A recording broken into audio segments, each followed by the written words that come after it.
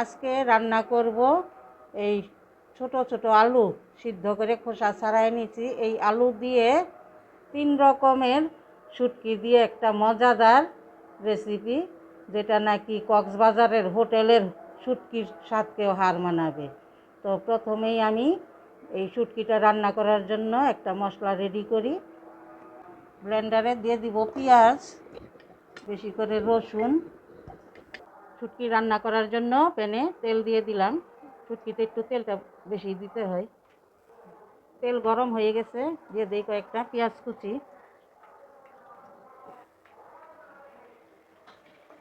পেঁয়াজটা একটু ভাজা ভাজা করে নিব। পেঁয়াজের সাথেই শুটকিগুলো একটু লাল লাল করে ভেজে নিব, সব শুটকি।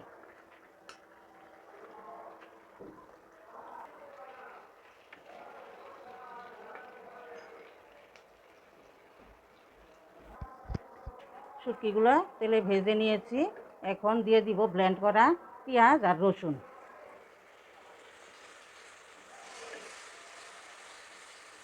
এটাও ভালো করে ভেজে নিব।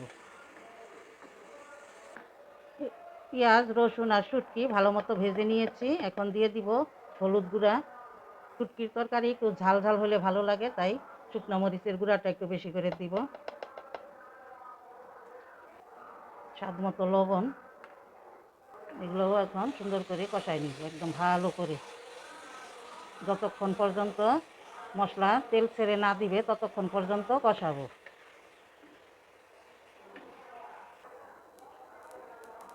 ভালো করে কষানো হয়ে গেছে, দেখেন সুন্দর তেল বের হয়ে আসছে। এখন এই ছিলে রাখা ছোট আলুগুলো দিয়ে দিব। এগুলোকেও কিছুক্ষণ কষাই নিব।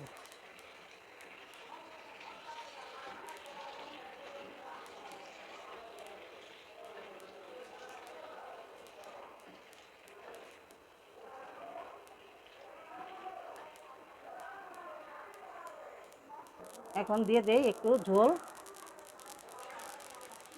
ঝোল দিচ্ছি ঠিকই, কিন্তু পরে শুকাই নিব আবার। হয়ে গেছে শুটকির তরকারি। এরকমই রাখবো, একটু মাখা মাখা থাকবে। এটা ঠান্ডা হইলে পরে আরও মাখা মাখা হয়ে যাবে। এখন চুলা থেকে নামাই নিব।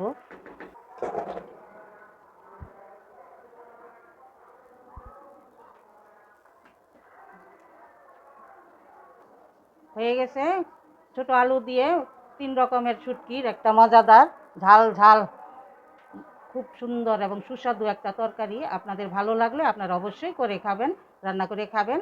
আজকে আমি যাই, আবারও আসবো। ধন্যবাদ।